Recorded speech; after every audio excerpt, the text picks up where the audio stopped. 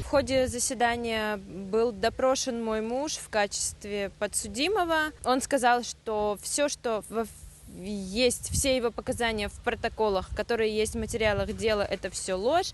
Он рассказал, что все эти показания были выбиты путем пыток, физического, психологического давления на него. Также хочется сказать, что ребята чувствуют себя неплохо, я скажу за Асана, чувствует себя неплохо, готов отстаивать свою позицию, участвует активно во всем, что происходит в судебном заседании.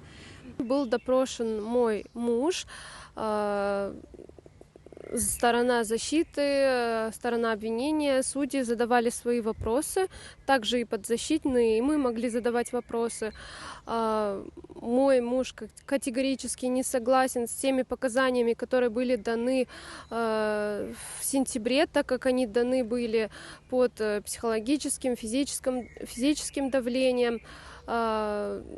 Также есть грубейшие противоречия в видео и в показании в самом тексте, потому что мы смотрели видео Азиза показаний в сентябре, там одно, в показаниях совершенно по-другому написано, были немножко время спутано, фамилия перевозчика, две разные фамилии были написаны в документах. Мой муж чувствует себя хорошо, удовлетворительно. Сторона защиты изменила ход предоставления своих доказательств, и они ходатайствовали о допросе непосредственно подсудимых. Со вчерашнего дня начался допрос Асана. Сегодня он продолжился. И сегодня начался только допрос Азиза, и еще не закончен он. Хочу выразить свои впечатления за эти 2 дня.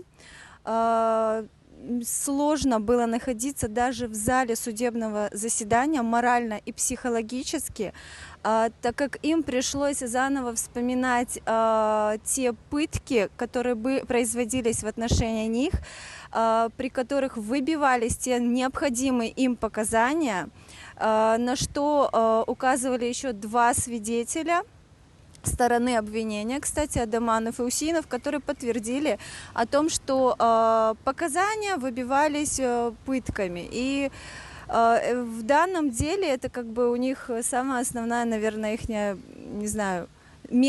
основной метод для доказательств. Следующее заседание назначено на 18 июля. Эркизге чох силямлар, сау за поддержку.